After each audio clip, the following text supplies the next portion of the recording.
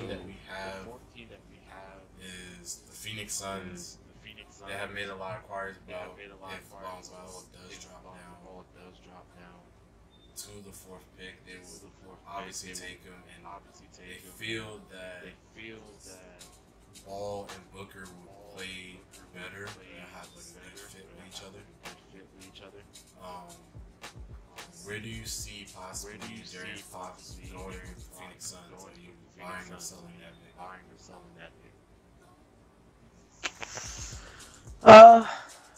I'm selling it. I don't think point guard's their position of need. I think the small forward position is probably the position they need to target. I think T.J. Warren's contract is up soon. And being that you're in the West, if you're looking to compete, you need to grab some guys that can get some stops. Or either way, you need to work on that small forward position. And I just feel the better pick for them would be, hopefully Josh Jackson's there for them, or they take Jason Tatum. And I'm gonna see if I'm bring up the said TJ is still gonna be in the deal. Pretty much, he's gonna be there until 2019, and he'll have a play option going into that. I think he's still on his rookie contract. I'm not sure. But yeah, he's pretty much booked until 2018. But as far as the Suns go, I don't feel like they should pick Fox. I think they should actually, I think they're going to actually be the team that will make a surprising pick. It's either them or the Lakers. I feel at this point, we'll make a surprising pick, and we'll make a surprising pick and Jason Tatum instead of Darren Fox. Because the position of need that they really need is the small forward position. More importantly, because T.J. Warren does not fit how they play. I feel as though like Eric Bledsoe and Devin Booker, they have complete guard tandem. They have Chris, who's still developing. I really like how the way he plays, running gun type of style, and pretty much with Jason Tatum, I feel like he can add another versatile attack to their offense. Basically playing through the post, basically playing through isolation instead of using screens to basically get open. He could develop into that type of player. He's been shown to be working on his jump shot a little bit more than usual. He has excellent footwork for his size, especially being 6'8" and having a wingspan of 6'11".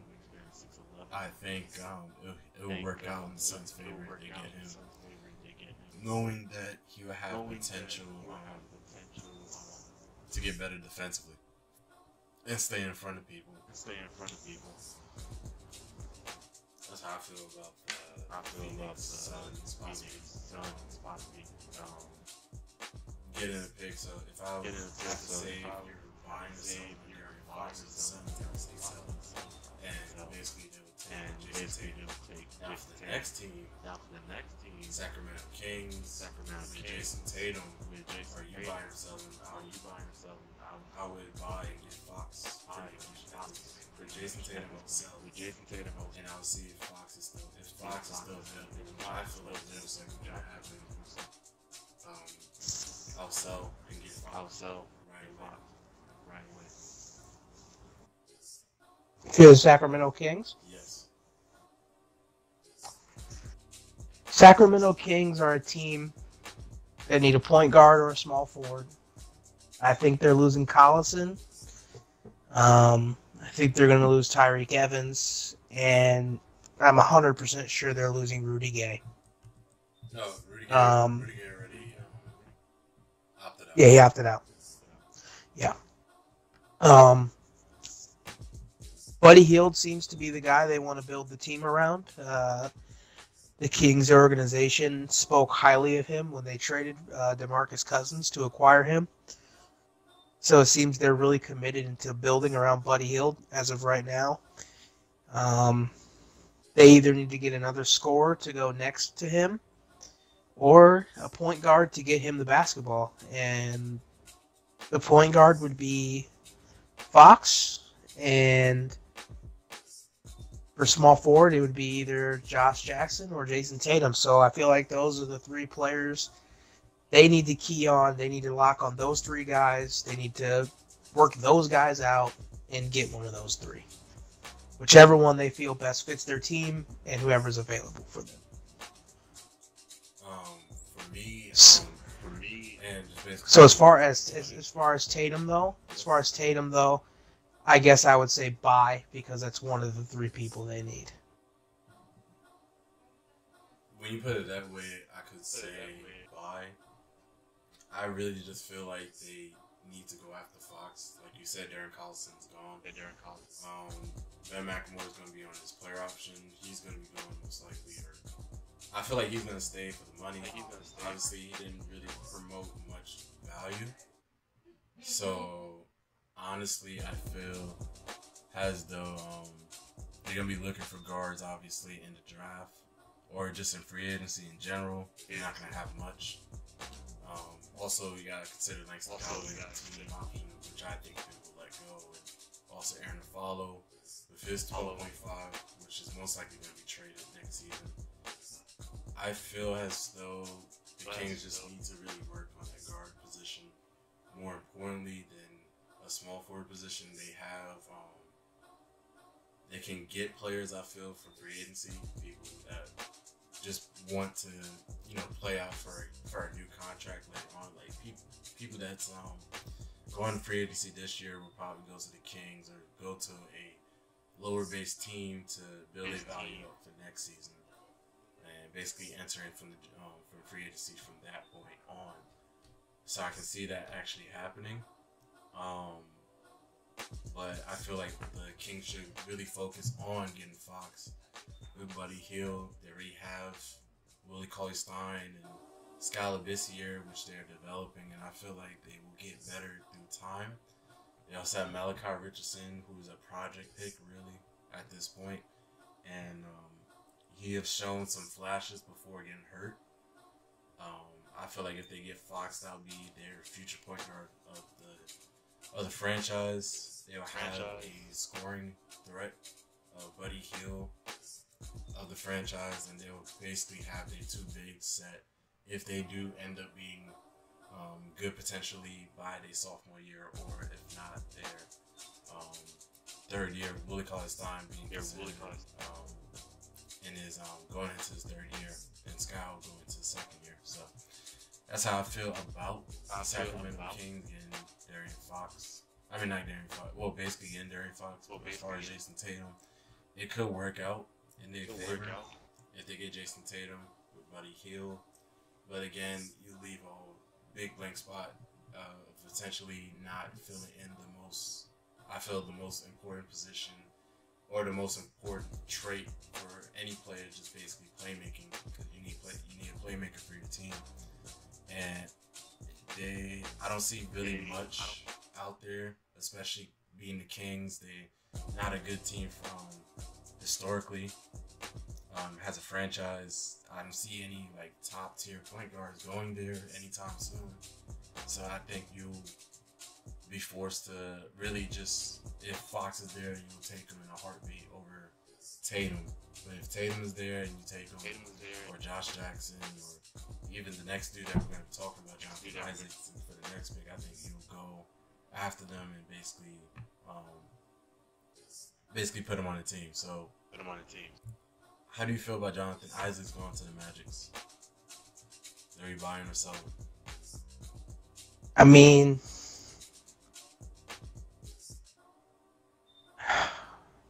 it all depends where they want to put him at. 6'11" in this league at this point, him being 6'11", 6'10", 6'11". You kind of got to play the 4. Aaron Gordon already plays the 4, and he's 6'9", so he's their starter. So, I mean, if they take him, what do they do with Aaron Gordon?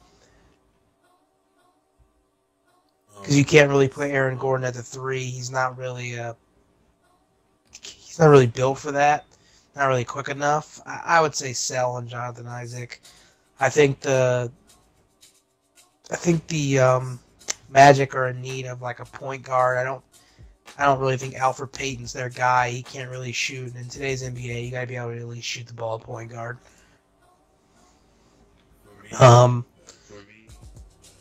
Yeah, so basically, I think I would sell. Move that pick to a team where they might be looking to trade a point guard and go from there. If I'm the Orlando Magic, I would sell this pick in a heartbeat, just because Jonathan Isaac's game does not really mix up with the Orlando Magic and what they're trying to do. He's not their type of player. Aaron Gordon tried the experiment basically at playing a small forward. He gets beat very easily by quicker threes. Basically, his moves is predictable as soon as he turns out to the wing area. Can't really ball handle as well, so once they move into the 4 after the block deal, he plays way more better than most people.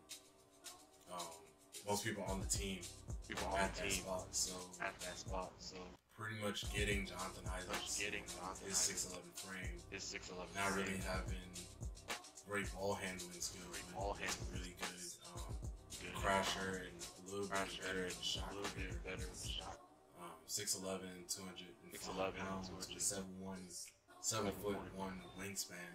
I just honestly feel like they shouldn't go after him. They should go after again. This is gonna be another pick. I feel if all the players is gone, Say has Tatum, Fox, Josh Jackson, that the Magic will at least dip down and look at the point guards and take one out of two, either Dennis Smith or Frank from France. So I say sell this pick. It's not really a good pick in my opinion. It's not a really good spot for him. Agreed.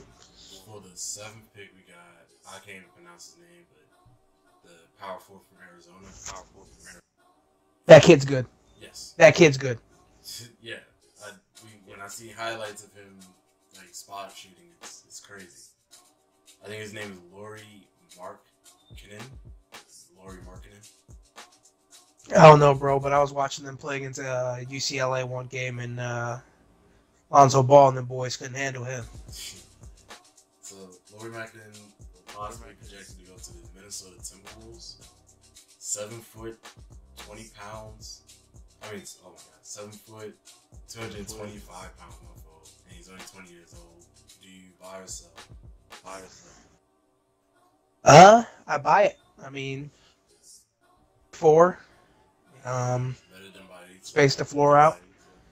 Yeah. Play the Bielitsa role, and he's a little bit better. Space the floor. Opens up the lanes for Wiggins and Levine to get into the basket. And opens things up for Towns. So I buy it 100%. I'll buy it, especially because one thing that was very clear with the T-Wolves is that they needed a better forward to basically space out the floor, defend a little bit, can move his feet.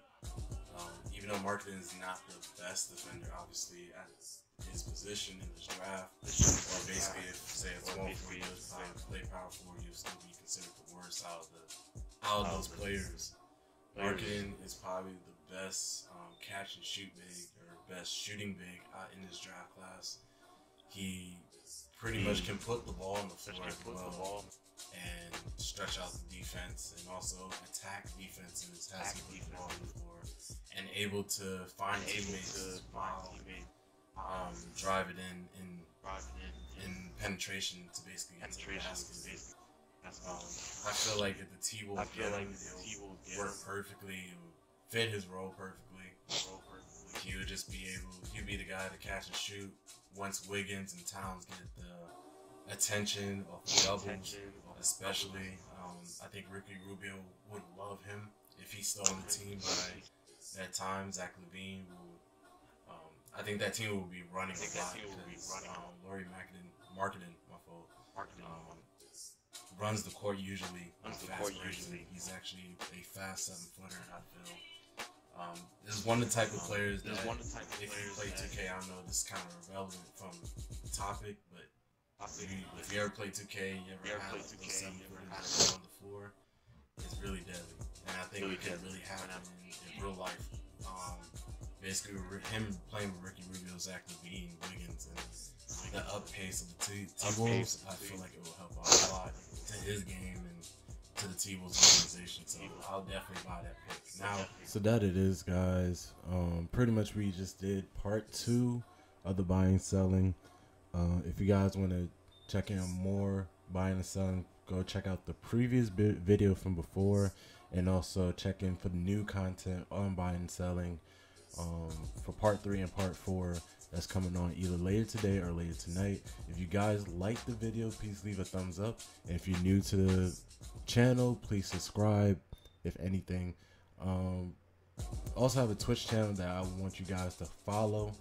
I play NBA 2K Pro-Am and also play Friday the 13th and many other games such as that. So if you guys want to check in and play, or even just see me play some games in general, or even talk about basketball, I'm always here on my Twitch channel. Thank you guys for tuning in to Young Shot. I'm out. Peace.